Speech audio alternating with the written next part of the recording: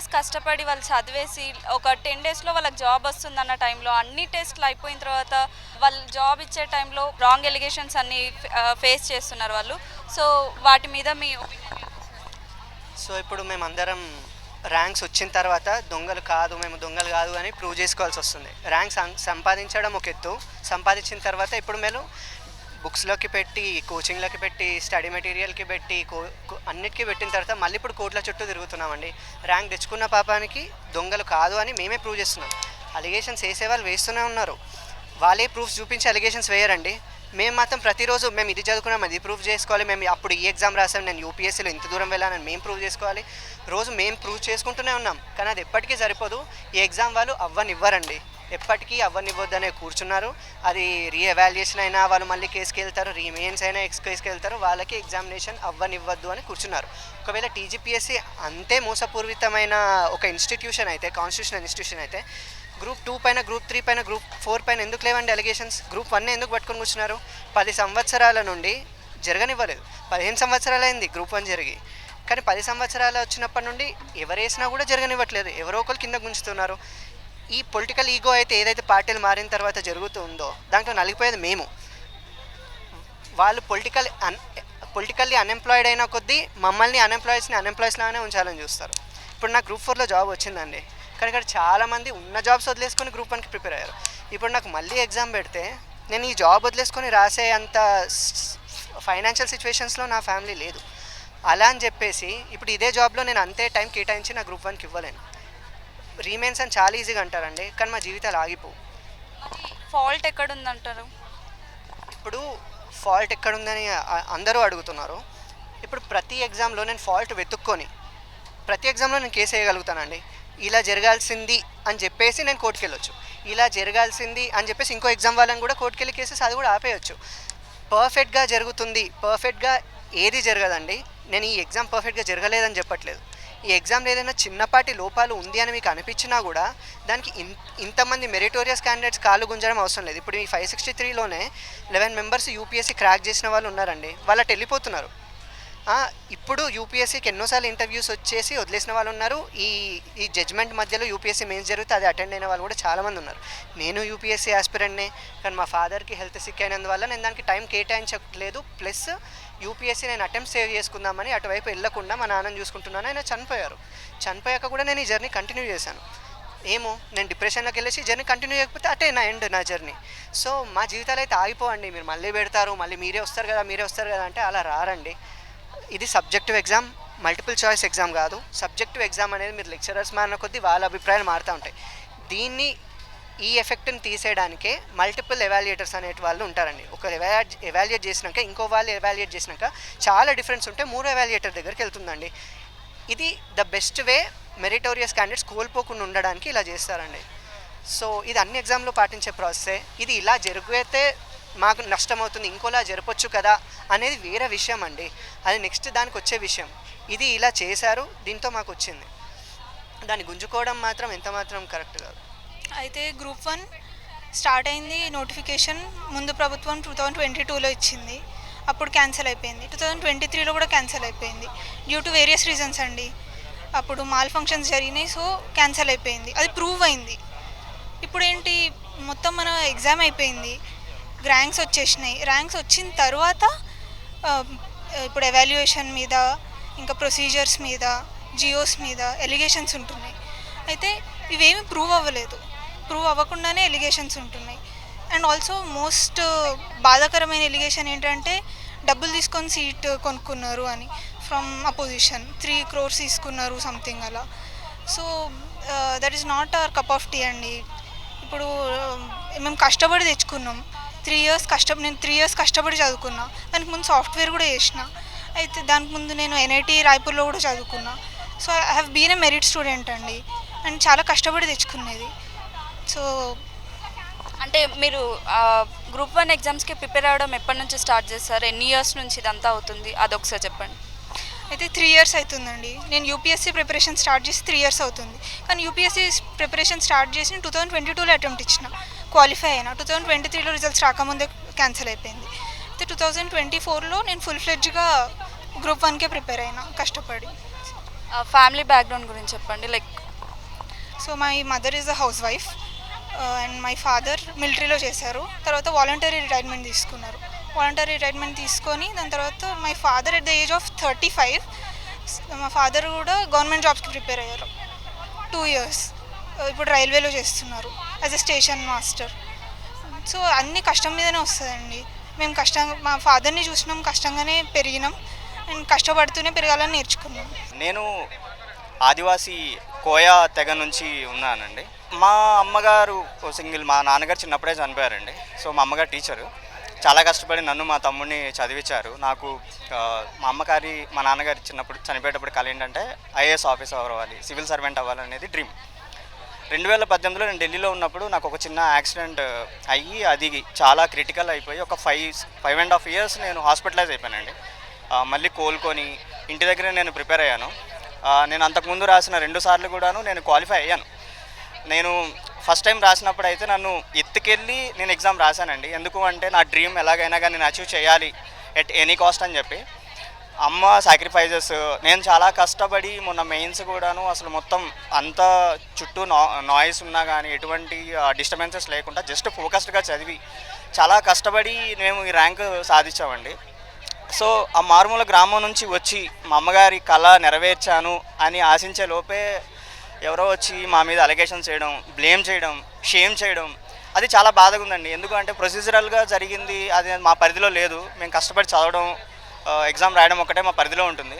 ఈరోజు ఎవరో వచ్చి మా అమ్మగారిని కూడాను ఏంటి మీ అబ్బాయి ఇలా కొనుక్కున్నాడంట కదా, మీరు ఇలా జరిగిందంట కదా అంటే చాలా హ్యూమిలియేటింగ్ ఉందండి. అది ఎట్లా అంటే ఈరోజు మా పేరెంట్స్ బాధని మేము చూడలేకపోతున్నాం, మా అమ్మగారి బాధని కూడా నేను చూడలేకపోతున్నానండి. కావాలని పని కట్టుకొని వచ్చి ఇలా జరుగుతుంది. అది అంటే ఇది ఒక విధంగా మాకు మెంటల్గా హరాసింగే కాకుండా మా యాస్పిరేషన్స్, మా గోల్స్, మా డ్రీమ్స్, ఫ్యూచర్లో పెద్ద పోస్ట్కి వెళ్ళి ఏదో సాధించాలి అన్న మా కళల మీద కూడా వెనక్కి లాగి నిరుత్సాహపడుతుంది. అట్ ద సేమ్ టైం ఏంటి అంటే ఫ్యూచర్లో కూడా aspirants no one has to go through ఈ పెయిన్ అండి. ఎందుకు అంటే ఎంతో కష్టపడి ఎన్నో సాక్రిఫైజెస్ చేసి ఈ స్టేజ్కి వచ్చి మేము ఆదర్శంగా ఉండాల్సింది. ఇప్పుడు అరే వీళ్ళు ఇలాంటి ఒక కొన్నారు లేకపోతే సంథింగ్ లైక్ ఆ హ్యూమిలియేషను అది మాకు మా పేరెంట్స్కి తట్టుకోలేకపోతున్నాం మేము కూడాను. Because no aspirant has to go through this pain because మేము చాలా చాలా కష్టపడి సాక్రిఫైస్ చేసి ఈ స్టేజ్కి వచ్చాం సార్. సో మొత్తం ఎన్ని ఇయర్స్ నుంచి మీరు ప్రిపరేషన్ అన్న స్టార్ట్ చేస్తారు? నేను 2014 పాస్డ్ అవుట్ అండి. నాకు 2018లో ఢిల్లీలో ఉన్నప్పుడు అయిన తర్వాత ఆల్మోస్ట్ లైక్ నేను ఈ స్పాన్లో ఒక 10 years ఉన్నా అండి నేను. Because only one goal, one dream, civil services కొట్టాలి. అది మా ఫాదర్ డ్రీమ్, చనిపోయారు. సో అట్లీస్ట్ లైక్ నేను దాన్ని సాధించాలి అన్న కసితో ఉన్నాను.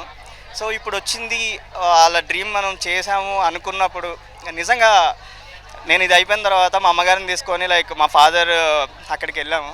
అక్కడ సమాధి దగ్గరికి వెళ్ళి నేను డ్రీమ్ ఫుల్ఫిల్ చేశాను, దిస్ ఈజ్ మై సాక్రిఫైస్ ఇది అని చెప్పిన తర్వాత ఇప్పుడు అంత చేతిలోది లాక్కెళ్ళిపోవడం కానీ హ్యూమిలియేషన్ చూస్తుంటే లైక్ హెల్ప్లెస్ అండి. ది పీపుల్ ఇక్కడ ఉన్న ప్రతి ఒక్క స్టూడెంట్, ఇక్కడ ర్యాంకర్ కూడాను దే ఆర్ ఎంత పెయిన్ మేము ఫేస్ చేస్తున్నాము అంటే ఇట్ ఈస్ వెరీ సూసైడల్. ఎందుకు అంటే పేరెంట్స్ని మేము ఓదార్చలేకపోతున్నాము. At the same time like చుట్టూ ఎన్విరాన్మెంట్ కూడా చాలా టాక్సిక్ అయిపోయి everyone is targeting us and no aspirant has to go through this and no ranker has to go through this. So thank you. నేను group 1కి 3 years నుంచి prepare అవుతున్నా. అంటే 2022లో మనకు ఫస్ట్ ప్రిలిమ్స్ ఎప్పుడైతే జరిగిందో అప్పుడు అటెంప్ట్ ఇచ్చినాను, అప్పుడు క్వాలిఫై అయినా కూడా అప్పుడే మెయిన్స్కి ప్రిపరేషన్ స్టార్ట్ చేసినాను. అది తర్వాత అన్ఫార్చునేట్గా అది అనేది మనకి క్యాన్సిల్ అయిపోయింది ఎగ్జామ్. ఆ తర్వాత మళ్ళీ 23లో ఎప్పుడైతే జూన్లో మళ్ళీ పెట్టినరో మళ్ళీ అప్పుడు కూడా మళ్ళీ ఇచ్చినా, అప్పుడు కూడా మంచి మార్క్సే వచ్చినాయి కానీ రిజల్ట్ అనేది ప్రిలిమ్స్ ఇంకా రాలేదు. నెక్స్ట్ మళ్ళీ ఏంటి 24లో మళ్ళీ రీనోటిఫికేషన్ ఇచ్చి మళ్ళీ ఇచ్చినారు, అది కూడా చేసినాను, ప్రిలిమ్స్ క్వాలిఫై అయిపోయినాను. అండ్ మెయిన్స్లో కూడా నాకు మంచి ర్యాంకే వచ్చింది. అండ్ ఇంకా ర్యాంక్ వచ్చిన తర్వాత ఐ వాజ్ లైక్ అంటే ఈ 3 years బాగా కష్టపడ్డందుకు ఐ గాట్ ద రిజల్ట్ అని చాలా హ్యాపీగా ఫీల్ అయినాను. మా ఇంట్లో వాళ్ళు కూడా చాలా హ్యాపీగా ఫీల్ అయినరు. బట్ అన్ఫార్చునేట్గా ఆ వచ్చిన సాటిస్ఫాక్షన్ అయితే అసలు లేకుండా పోయింది. మొత్తం జస్ట్ వచ్చిన 10 daysకే ఇవంతా స్టార్ట్ అయిపోయి అంతా అంటే ఆ వచ్చిన సాటిస్ఫాక్షన్ అనేది కంప్లీట్గా ఎంజాయ్ చేయలేకపోతున్నాం. రిజల్ట్ వచ్చిందని ప్రజెంట్ కూడా సేమ్ అట్లనే, అది చాలా చాలా డిసప్పాయింటింగ్ ఉంది. అది రిజల్ట్స్ వచ్చిన తర్వాత వచ్చిన ఆనందం కంటే కూడా కోర్టు కేసులు, స్టే ఆర్డర్స్, వాటి దాన్ని సంతోషంగా తీసుకోలేకపోయాం, వచ్చిందన్న ఆనందం లేకుండా పోయింది మాకు. దాని తర్వాత ఓకే జడ్జిమెంట్ కోసం వెయిట్ చేసాము, ఇన్ని రోజులు బాధపడుతూనే ఉన్నాము, జడ్జిమెంట్ కోసం వెయిట్ చేసాము, జడ్జిమెంట్ మాకు అగెనిస్ట్గా వచ్చింది. మేబీ మేము దాన్ని తీసుకొని తర్వాత స్టేజ్కైనా వెళ్ళే వాళ్ళమేమో ఆ జడ్జిమెంట్ రిజల్ట్స్ని తీసుకొని. కానీ మా పైన వస్తున్న అలిగేషన్స్ మేము తీసుకోలేకపోతున్నాం. 3 కోట్లు అంటే ఎలా అండి చెప్పండి మీరేనే. 3 కోట్లు ఉండుంటే మా ఫాదర్ వచ్చేసి దుబాయ్లో ఉంటారు, మాది నిజామాబాద్ డిస్టిక్ అండి, మీకు తెలుసు, తెలంగాణ వాళ్ళందరికీ తెలుసు, నిజామాబాద్ కరీంనగర్ నుంచి దుబాయ్కి లేబర్ వర్క్స్ పైన వెళ్తారు. 3 కోట్లే ఉంటాయి. మా డాడీ మా అందరికీ దూరంగా ఉండి ఎలా ఉంటాడండి? మా డాడీ అందరికీ దూరంగా ఉండి వచ్చి మమ్మల్ని చదివించాల్సిన అవసరం ఏముంటుందండి మాకు? అదే ఉంటే మేము ప్రశాంతంగా ఇక్కడ ఏదో బిజినెస్ పెట్టుకొని మా డాడీ మాతో నుండి మేము అందరం హ్యాపీగా ఉండేవాళ్ళం కదా. ఏది తెలియకుండా వాళ్ళు అన్నారు కదా అని మీరు అనడం కరెక్ట్ కాదండి. మేము ఎంత వేదన అనుభవిస్తున్నామో మీకు ఎవరికీ తెలీదు. అండ్ అంతే అండి. నా పేరు లక్ష్మీ దీపిక. నేను ఈ గ్రూప్ 1లో ర్యాంక్ 1 వచ్చింది నాకు. అయితే మేము ఎప్పటి నుంచో ప్రిపేర్ అవుతున్నాం. నోటిఫికేషన్ కూడా మీ అందరికీ తెలిసినట్టు 2022 నుంచే రావడం అయింది. మల్టిపుల్ టైమ్స్ అది క్యాన్సిల్ అవుతూ వచ్చింది. సో ఈ గ్యాప్లో మీకు అర్థం అవ్వాల్సింది ఏంటంటే మేమేమి ఏదో ఈ సంవత్సరంలో చదువుకోను అలా వచ్చేసిన వాళ్ళం కాదు. నేను కూడా 2020 నుంచి నా MBBS అయిపోయిన అప్పటి నుంచి నేను ఈ ప్రిపరేషన్లోనే ఉన్నాను. యూపీఎస్సీ కూడా నేను 2 టైమ్స్ ఇంటర్వ్యూకి వెళ్ళాను. తర్వాత ఏపీపీఎస్సీలో కూడా నేను నాన్ లోకల్లో ర్యాంక్ సాధించాను. అండ్ అక్కడ కూడా సర్వీస్ వచ్చినా కూడా మన తెలంగాణ అని చెప్పి మన గ్రూప్ 1 అని నేను వెయిట్ చేస్తూ ఉండే యాక్చువల్లీ ఎగ్జామ్ ఎప్పుడు పెడతారని. ఇప్పుడు మొత్తం అన్నీ అయ్యి లాస్ట్ ఇయర్ కూడా మేము యూపీఎస్సీ మెయిన్స్ రాసుకుంటా, తెలంగాణ మెయిన్స్ రాసుకుంటా, ఇవన్నీ చేసుకుంటూ అటు ఇంటర్వ్యూకి వెళ్ళి ఇక్కడ నెక్స్ట్ నాన్ లోకల్లో అని చెప్పి ఏపీపీఎస్సీకి వెళ్ళడము, ఇవన్నీ ఏంటి అసలు? ఫస్ట్ ఆఫ్ ఆల్ మన స్టేట్లో మనకి గ్రూప్ 1 అవ్వడం మానేసి నేను పక్క రాష్ట్రాలకు వెళ్ళిపోయి రాసుకునేది ఏముంది? సో ఇవన్నీ చూస్తుంటే నాకు చాలా బాధగా అనిపిస్తుంది. And at the same time ఇంకా ఆల్మోస్ట్ అపాయింట్మెంట్స్ వచ్చేస్తాయి అని మేమందరూ ఒక హ్యాపీ సిచ్యువేషన్లో ఉన్నప్పుడు సడన్గా తీసుకొచ్చి కేసెస్ వేసి స్టాప్ చేసి ఇప్పుడేమో అసలు లేనిపోని అన్నీ బ్లేమ్ చేస్తూ ఉంటే అసలు we feel very very disappointed. అసలు ఏం మంచిగా అనిపించట్లేదు. ఎలిగేషన్స్ చేశారని అంటున్నారు కదా మ్యామ్, అంటే ఎలిగేషన్స్ చేయడం 3 crores కట్టడం మిడిల్ క్లాస్ ఫ్యామిలీస్ అయి ఉంటారు కదా, సో వాటి మీద మీ ఒపీనియన్ చెప్పండి. ఖచ్చితంగా ఇప్పుడు మేమే చూసుకుంటే ఇప్పుడు మిడిల్ క్లాస్ నుంచి వచ్చిన వాళ్ళే ఇక్కడ అందరు ఉన్నారు. మేము over a period of time ఇప్పటికి 5 ఏళ్ళు ఈ ప్రిపరేషన్లోనే ఉన్నాము. ఇప్పుడు చాలామంది 10 ఏళ్ళు చదువుతున్నాము అదంతా చెప్తున్నారు. మేమేం తక్కువ చదవలేదు కదా, 5 ఏళ్ళు ఏం తక్కువ మ్యాటర్ కాదు. ఆఖరికి ఫస్ట్ నోటిఫికేషన్ అయ్యే 3 ఏళ్ళు అవుతుంది. సో ఈ టైంలో చదువుకున్నా కూడా ఎవరైనా శ్రద్ధగా అట్లా సిన్సియర్గా చదువుకోవడం స్టార్ట్ చేస్తే ప్రిపరేషన్ అయిపోతుంది. మీరే చూస్తారు కదా యూపీఎస్సీలో కూడా 1 yearలో మేము మంచిగా చదివి సర్వీస్ కొట్టాము, ఇవన్నీ మాటలు వస్తాయి. సో ఆల్రెడీ వచ్చిన వాళ్ళని మీరు ర్యాంకర్స్ ఎప్పుడైనా కూడా ఎన్ని పోస్టులు ఉన్నాయో అంతమందే వస్తారు.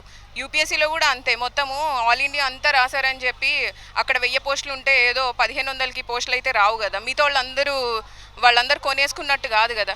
ఎక్కడైనా అంతే, ఇట్లాంటి ఎగ్జామ్ ఉన్నప్పుడు సబ్జెక్టివ్ వాల్యుయేషన్ లాగానే ఉంటుంది. దానికి తగ్గట్టుగా మనం ప్రిపేర్ అవ్వాలి, దానికి తగ్గట్టుగా మనం రాయాలి.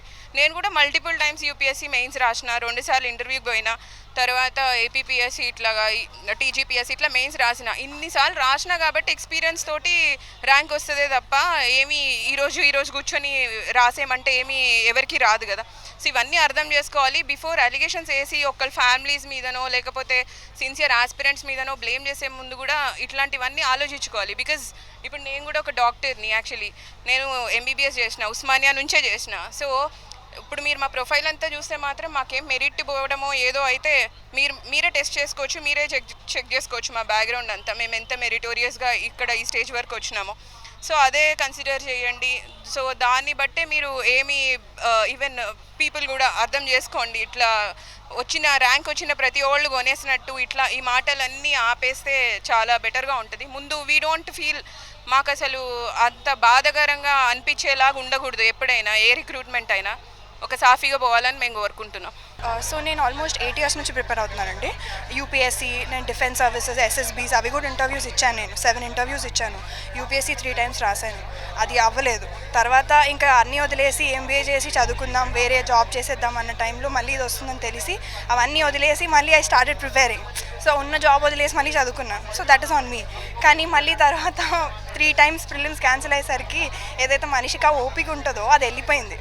అంటే ఇంకా మళ్ళీ చదవాలి, this is like an infinity box లాగా అయిపోయింది. మళ్ళీ ఇది వచ్చిన తర్వాత మెయిన్స్కి రాసిన తర్వాత అప్పటికి జాబ్లో ఉండి లీవ్ తీసుకొని మళ్ళీ రాశాను ఎగ్జామ్. రాసిన తర్వాత then I went back to my office and అప్పటికి ప్రాసెస్ స్టార్ట్ అవుతుంది, యుల్ గెట్ యువర్ జాబ్స్ అనగానే I left my work also. So currently unemployed. So ఇంకా ఇది ఒక ఇన్ఫినిటీ లాగా it's going on and off front and back. So we just want to put an end. ఇంకా ఎన్నిసార్లు రాసినా మేము అంత ఓపికతో రాయగలుగుతామేమో, కానీ ఇంకా వాళ్ళ సైడ్ నుంచి కూడా ఒకసారి ఆలోచించాలి కదా. ఇక్కడ 563 మంది వాళ్ళందరూ కూడా స్టూడెంట్స్ అందరూ కూడా వాళ్ళు కష్టపడి రాస్తూనే ఉన్నారు. ఒక ఇయర్ రాసి ర్యాంక్ వచ్చి వదిలేసామన్నట్టు కాదు, ఒక 2-3 ఇయర్స్ నుంచి, లేదా ఇప్పటి వరకు చూసుకున్నట్లయితే 10 ఇయర్స్ అవుతుందంట వాళ్ళకి ఎగ్జామ్స్ రాస్తున్నారు, ర్యాంక్స్ వస్తున్నాయి కానీ జాబ్స్ రావట్లేదు. ఇప్పుడు కరెక్ట్గా రాసేసి వచ్చింది, మేము ఇంకో 10 డేస్లో జాయిన్ అయిపోతాం, ప్రతి ఒక్క టెస్ట్, మెడికల్ టెస్ట్ అట్లా చూసుకుంటే అన్ని టెస్ట్లు అయిపోయి ఇంకొక 10 డేస్లో మేము జాయిన్ అవుతాం అన్న టైంలో ఎలిగేషన్స్, ప్రభుత్వం ఏదైతే ఎలిగేషన్ చేసింది 3 కోట్లు ఒక వ్యక్తి ఇచ్చి జాబ్ తీసుకుంటున్నాడు, ఇలాంటి ఎలిగేషన్స్ చేయడం వల్ల వీళ్ళందరినీ చూసుకున్నట్లయితే మిడిల్ క్లాస్ ఫ్యామిలీ మొత్తం అందరూ, ప్రతి ఒక్కళ్ళు ఊర్లలో నుండి వచ్చారు, వాళ్ళందరూ కూడా వాళ్ళ ఆవేదన వ్యక్తం చేశారు. ఇక్కడ వీడియో జర్నలిస్ట్ JPRతో శరణ్య.